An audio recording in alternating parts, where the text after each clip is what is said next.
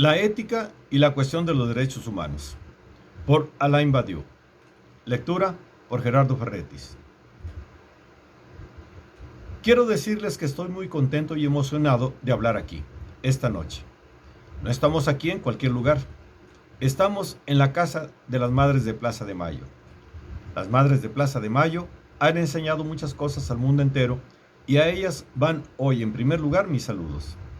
Pero no solo quisiera dirigirles mi propio saludo, sino también, y muy especialmente, el saludo de aquellos amigos con los que estoy trabajando actualmente. Los amigos de la Reunión de Obreros Sin Documentos de Francia, que desde hace ya varios años luchan y se manifiestan por los derechos de los trabajadores e inmigrantes. Espero ser esta noche su portavoz y mostrar que el mundo de las luchas es hoy un solo mundo. Las Madres de Plaza de Mayo nos enseñaron tres cosas. En primer lugar, que aún en las circunstancias más terribles, más atroces, siempre se puede resistir. En segundo lugar, esta resistencia obliga a inventar nuevas prácticas, nuevos lugares, una nueva paciencia y un nuevo tiempo. Y en tercer lugar, nos han enseñado también que aunque las circunstancias cambien, hay que ser fiel a lo que uno ha hecho. Que la acción dura y continua prosigue y que no hay que precipitarse en los cambios aparentes. La política no se refiere a las apariencias, sino a lo real, y en las Madres de Plaza de Mayo hay una fidelidad ejemplar a lo real. Quisiera hablar esta noche de la cuestión de los derechos humanos. Vamos a ver que es una cuestión bastante complicada, ya que hay derechos humanos, y se intenta hacernos creer que todo el mundo está de acuerdo con esta expresión, cuando en realidad hay un desacuerdo profundo. Quiero entonces señalar dos concepciones muy diferentes de los derechos humanos. En principio, todo el mundo está en favor de los derechos del hombre. Es muy difícil encontrar a alguien que esté en contra de los derechos humanos. Incluso algunos torturadores están hoy a favor de los derechos humanos. Ellos mismos son hombres y es interesante para ellos tener derechos. Pero cuando se plantea esta cuestión de los derechos humanos, la pregunta principal es, ¿qué es el hombre? ¿Qué es la humanidad? ¿Quién tiene derechos? Esta es la pregunta esencial. ¿El hombre es el occidental rico? ¿El hombre es el consumidor? ¿Es el hombre aquel que está sometido al capital? ¿El hombre es aquel que piensa que la política es votar cada 4 años? ¿Y es este el que tiene derechos? ¿Y es este el que está hablando de los derechos de los demás? ¿Es este el que tiene derechos de policía sobre el mundo entero? Los derechos humanos son actualmente una ideología del capitalismo globalizado. Esta ideología considera que hay una sola posibilidad en el mundo: la sumisión económica al mercado y la sumisión política a la democracia representativa. En este marco, el hombre que tiene derechos es el hombre que tiene esta doble sumisión. O bien, el hombre que tiene derechos es una simple víctima. Tiene que despertar piedad. Tenemos que verlo sufrir y morir en televisión y entonces se dirá que va a tener derecho a recibir la ayuda humanitaria de Occidente rico.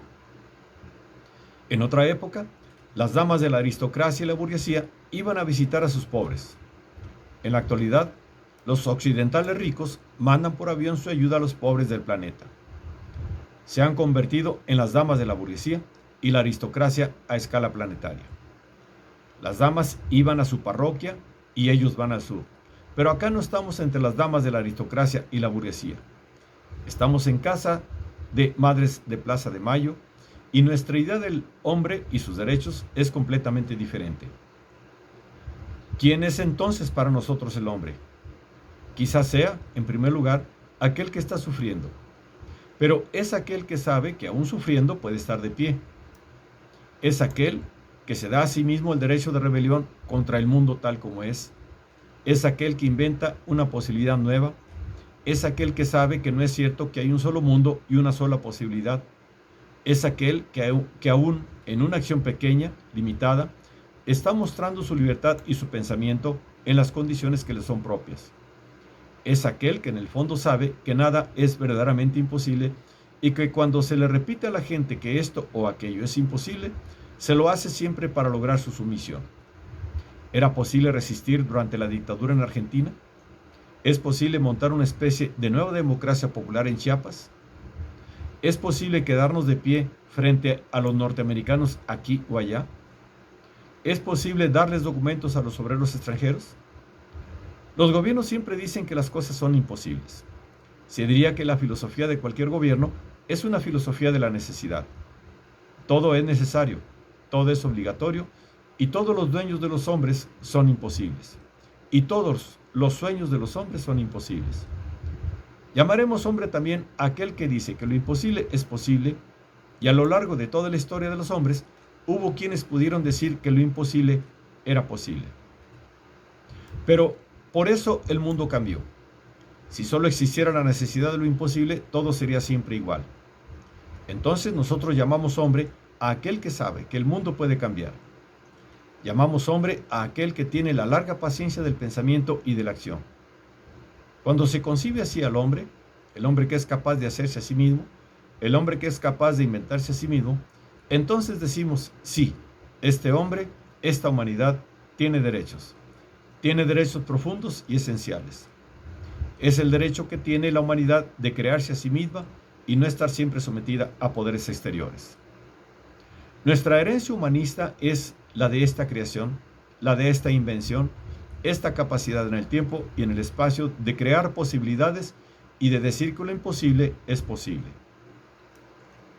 Pienso en algunos durante el siglo. Pienso en Lenin, por ejemplo. Sí, todavía hay algunos que pensamos en Lenin, aun cuando se hayan modificado muchas cosas. Pienso en Lenin en octubre de 1917, diciendo contra el partido bolchevique: la insurrección es posible. Todo el mundo en el partido temblaba de miedo. Lenin dijo inclusive: si ustedes no deciden la insurrección, yo presento mi renuncia. Estaba apostando a lo real. Él sabía que la relación entre lo posible y lo imposible es el arte de la invención. Pienso en Mao Zedong diciendo en los años 20: el poder rojo puede existir en China. El poder rojo puede existir porque en los campos hay un gran movimiento. Pero todo el mundo le decía que los campesinos eran unos brutos. ¿Cómo pretendes instalar el comunismo en el campo? Y Mao les contestaba: el ojo del campesino ve con justeza. Y empezaba así una epopeya en la cual nadie creía. Ahí también asistimos a la transformación de lo imposible en real. Pienso en Fidel Castro desembarcando en la costa con un puñado de hombres. Sí, también seguimos siendo muchos los que pensamos en Fidel Castro y en no tener de él la imagen que se difunde en todos lados. Una buena parte de la libertad es tener nuestras propias imágenes y no las que están circulando. Pienso, y ya lo dije, en las madres de Plaza de Mayo. Pienso en todos mis camaradas de Mayo del 68 y de los años que siguieron. Pienso en los zapatistas de Chiapas y pienso en otros que ya son y en otros que vendrán. El discurso de la imposibilidad es hoy aplastante. Por eso ahora más que nunca tenemos que ir hacia todas esas experiencias del siglo y de los siglos anteriores, en los que hubo hombres que supieron decidir qué era un hombre, es decir, ir contra aquello que siempre se declaraba imposible. Somos nosotros mismos los que tenemos que decidir lo que es posible y lo que es imposible. No tenemos que permitir que ningún poder decida esto en nuestro lugar. La gran cuestión de la política es saber de qué es capaz un sujeto, y en todos los grandes episodios de la política se ven sujetos que se muestran capaces de mucho más que de lo que ellos mismos se creían capaces. Es esta capacidad suplementaria que nosotros tenemos que poder despertar, y antes que nada, despertarla en nosotros mismos, porque con frecuencia todos nosotros estamos sometidos y dormidos. El enemigo de la libertad es el cansancio y la apatía. No estar cansados es un gran deber político y no es el más fácil de cumplir. No creamos que hoy la situación de la política es tan diferente de lo que era en otras épocas. La gente siempre tuvo que luchar contra estados de cosas que eran potentes, ofensivos o aplastantes. El campesino ruso de 1917 no tenía, por cierto, más posibilidades de las que tenemos nosotros, y aquellos que participaban de las revueltas obreras del siglo XIX estaban en una sociedad que era mucho más opresiva que la nuestra. Entonces, el problema es saber cuál es nuestra libertad y preguntarnos en qué medida hemos incorporado a nuestras mentes la imposibilidad de hacer algo distinto, que también suele tomar la forma de un consentimiento del que muchas veces ni siquiera tenemos una completa conciencia. El punto entonces es generar una distancia entre la acción, la decisión, el pensamiento y el estado de cosas, cualquiera sea. Una vez más lo digo, estamos en la casa de las Madres de Plaza de Mayo. La cuestión de lo posible bajo la dictadura era aparentemente una cuestión por completo cerrada. No vamos entonces a decir nosotros que nuestra situación está completamente cerrada. Por cierto, tiene mucha más apertura. Pero la cosa es saber qué queremos. El asunto es saber si realmente estamos consintiendo o no con lo que es el estado de cosas. Hay un modo de ver el problema principal, a partir de la propaganda en torno de la palabra democracia. Es la discusión más difícil, pero es a su vez una discusión indispensable, porque en verdad casi nos han convencido de que ya tenemos suficiente suerte con estar en democracia. Somos animales que podemos caminar por la calle y que en general, de una manera bastante amplia, podemos gritar más o menos lo que queramos, con tal de que sigamos persuadidos de que tenemos mucha suerte de vivir así. En el fondo, el argumento principal del orden establecido es: bueno, las cosas podrían ser mucho peor. Pero no es un argumento muy sólido. Podría ser peor todavía, sí, pero todavía estamos convencidos, pero también estamos convencidos de que podría ser mucho mejor. Entonces el asunto es medir el peso de las palabras. La cuestión del lenguaje en política es muy importante y tenemos que tener el valor de abrir una discusión general sobre la cuestión de la democracia y la cuestión de sus límites y sus posibilidades. Es la cuestión subjetiva fundamental. Si admitimos que la gran cuestión actual, la única cuestión posible, es democracia o totalitarismo, ya no tendremos ninguna libertad. Hay que estar convencidos de esto, porque esta opción es la opción estructurada por el adversario. Si ustedes piensan desde esas categorías, están en el terreno del adversario.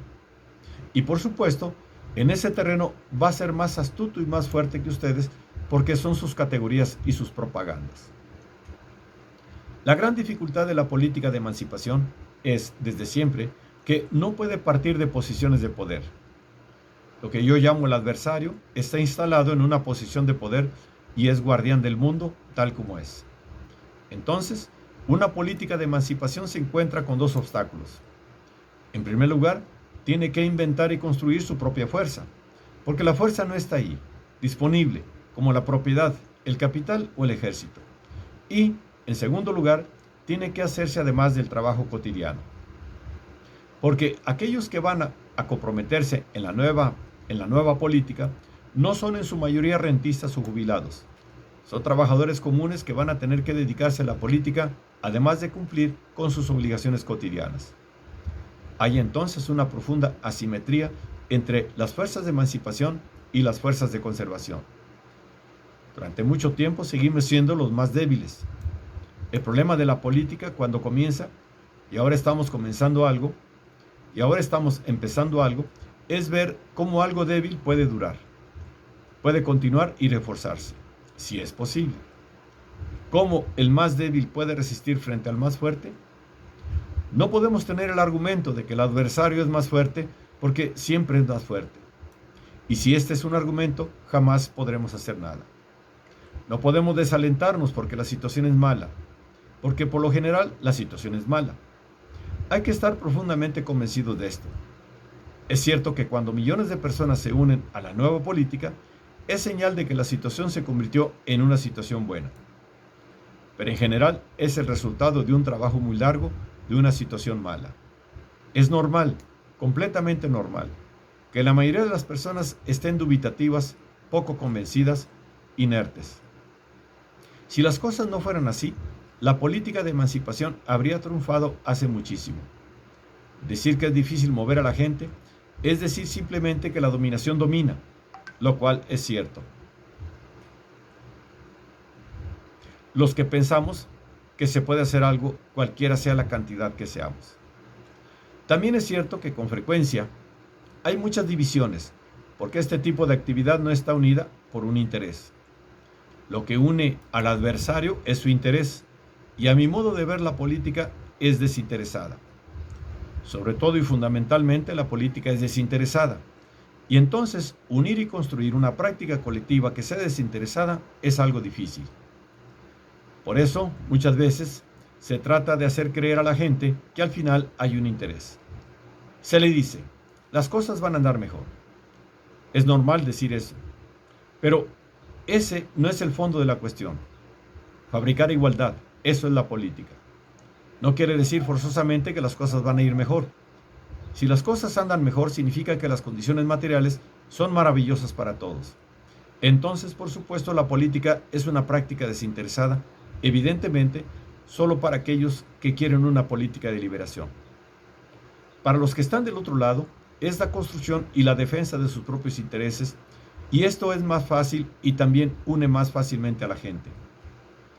Por eso tenemos con frecuencia ese terrible espectáculo de un enemigo que está fuertemente unificado y de un pueblo que está severamente dividido. Pero una vez más, no hay que reprocharle eso a nadie. Una persona hace penosamente su trabajo, no vamos a pretender cambiarlo con buenas palabras, no podemos pedirle que sea amable y servicial, muchos lo hacen, pero no sirve de nada.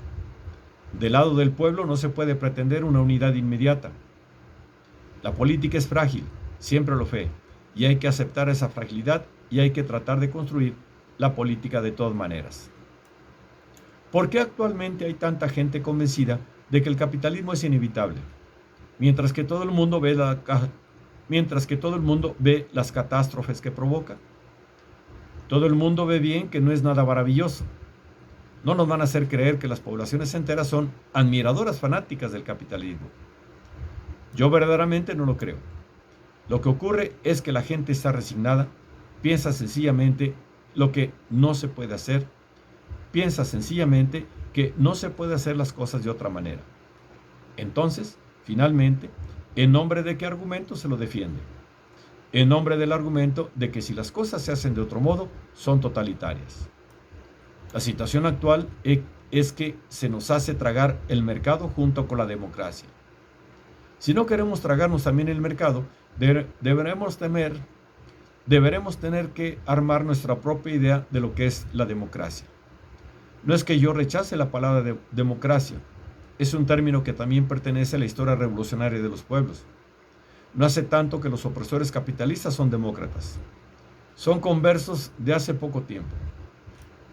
Así que la palabra democracia también nos pertenece, pero en la actualidad debemos darle nuestro propio sentido y no se trata simplemente del sentido propagandista que piensa el mercado, que supone que hay un modelo planetario en el que debe seguir a los Estados Unidos, es decir, al imperio, el imperio real. Entonces, ¿qué? Nos dormimos con la democracia y nos despertamos con el imperio. Es una pesadilla. Ahora bien, para cada situación habrá propuestas concretas. Cada uno conoce su propia situación mucho mejor que los demás. Pero creo que esta cuestión de la democracia es hoy una cuestión general, planetaria. Como las fuerzas políticas progresistas, cualesquiera que sean, van a lograr imponer su propia concepción de la democracia que no tenga nada que ver con la oposición democracia-totalitarismo.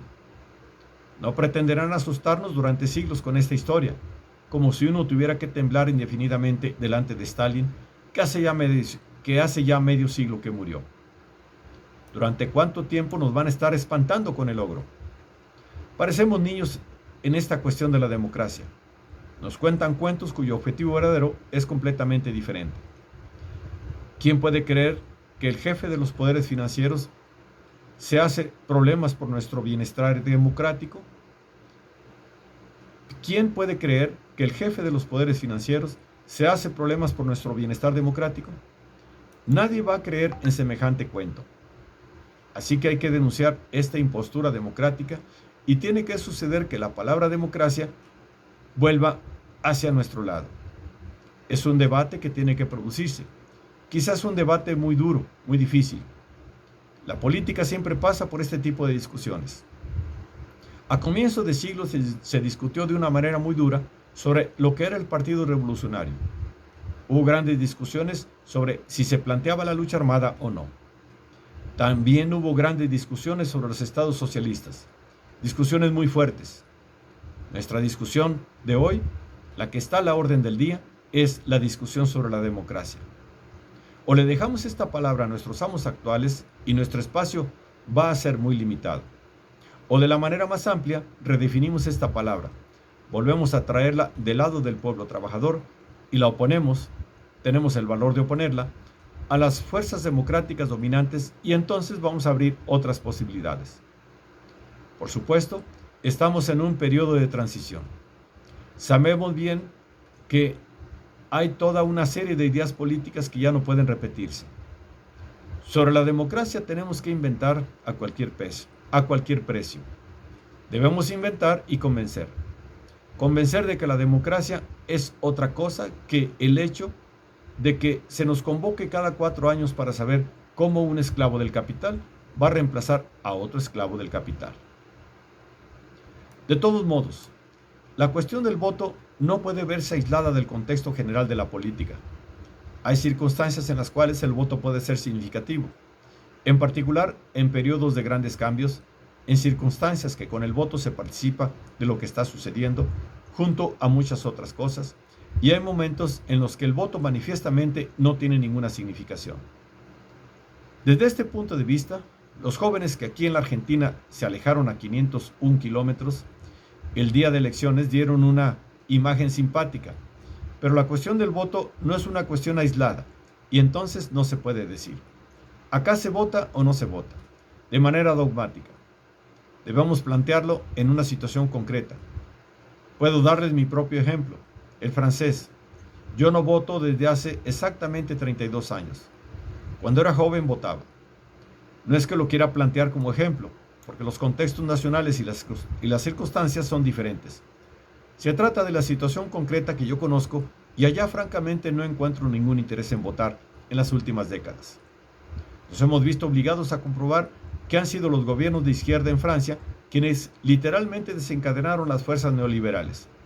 Y quien quiera que se haya asociado a este elemento electoral, de alguna manera se vio atrapado en ese movimiento. Y la gente después comienza a decir que está muy decepcionada, no sabe qué hacer y ya no tiene ganas de votar la próxima vez. El panorama de la puesta en escena eleccionaria es en general similar. Uno ve al candidato, alguno más simpático que otro, muy triste de que las cosas sean como son, una especie de personaje melancólico, un capitalista resignado que haría grandes cosas por su pueblo si se pudiera, pero desgraciadamente no se puede.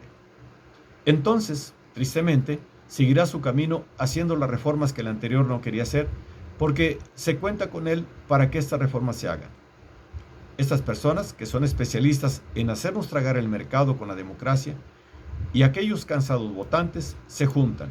Y bueno, como estamos hartos, terminamos votándolos, y hasta tenemos un poco de esperanza, porque a veces nos cansamos de no tener esperanza, y después nos decepcionamos. Y hasta la decepción es cansadora. En el fondo, para nosotros, el gran problema es saber qué igualdad podemos llegar a construir. Los verdaderos derechos del hombre se refieren al derecho a la igualdad. Es la condición de que solo puede soportarse un mundo en que un hombre es igual a cualquier otro. No solo en el derecho, en la Constitución, sino en la realidad, en la relación real de las conciencias, en la situación concreta. La capacidad de producir igualdad, esa capacidad de inventar igualdad, allí donde podamos hacerlo, es la gran capacidad política y eso es una creación. La igualdad no es natural. No hay igualdad en las manadas de animales y entonces cuando el capitalismo nos dice que la igualdad es imposible, considera que somos todos animales. Hay que tener muy claro este punto. El mundo de hoy habla de los derechos humanos, pero como sigue aceptando que siempre gana el más fuerte, como se rehúsa a producir igualdad y como considera normal la lucha, la competencia, el aplastarse los unos a los otros, entonces nos está proporcionando un mundo de animales.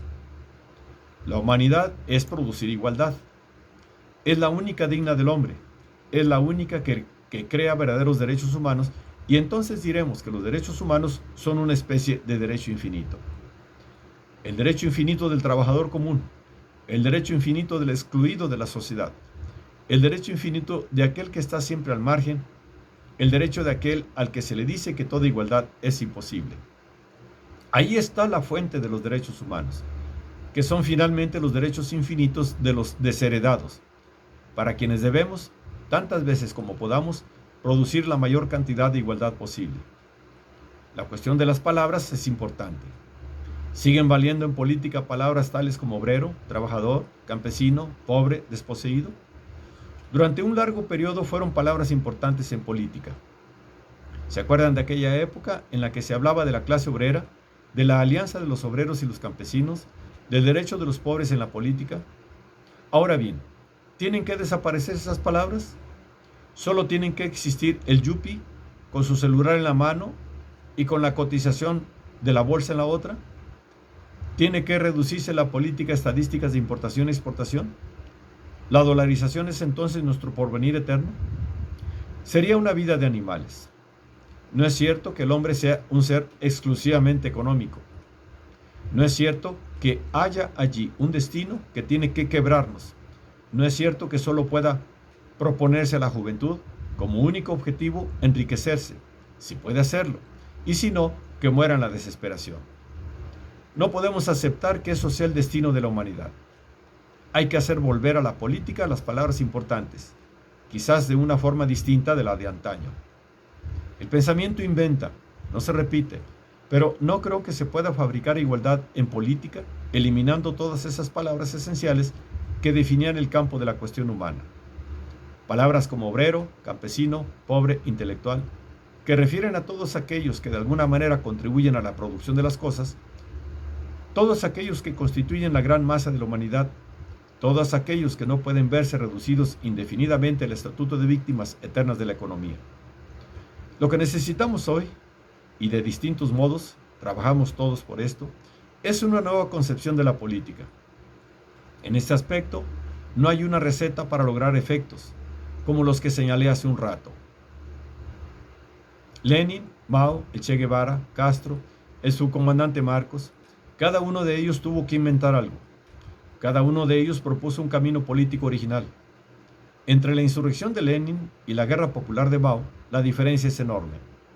Entre el desembarco de Castro en Cuba y la democracia popular en Chiapas, también la diferencia es enorme, y nosotros también tenemos que fabricar diferencias. Estamos en otros países, en otras circunstancias. Tenemos que tener al mismo tiempo vínculos fraternales con todo aquello que se hace. Tenemos que tener la memoria y el conocimiento de todo aquello que se hizo, pero donde estemos, tenemos que inventar la política.